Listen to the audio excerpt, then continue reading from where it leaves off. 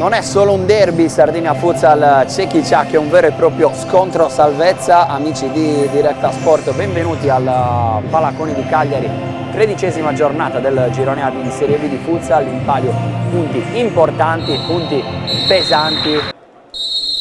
Inizia ora Sardinia Futsal Cecchi-Ciak, cerca subito l'1 contro 1 Frattini che calcia con il destro. Adesso fa girare un po' più il pallone il Cecchi-Ciak.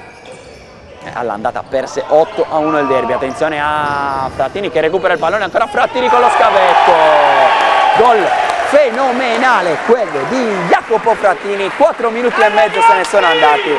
Il Sardinia Futsal ha sbloccato il derby con una super giocata di Frattini.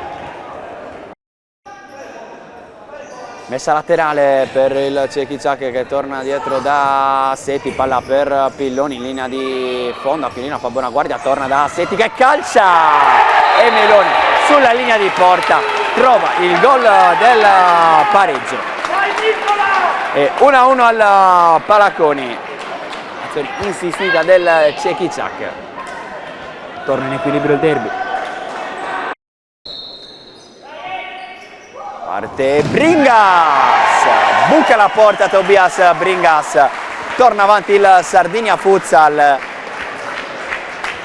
14 minuti, 31 secondi ancora da giocare in questo derby. Il sesto gol in campionato di Bringas, pesa tantissimo. Setti prova a fare tutto da solo, fermato, 5 secondi, Azzeni la porta lontana. Calcia Azzeni, un secondo, non c'è più tempo. Il Sardinia Futsal vince 2-1 il derby, sono 3 punti che pesano tantissimo in chiave salvezza. Decidono la partita Frattini e Bringas, in mezzo il pareggio di Meloni per il Cecchi-Ciak.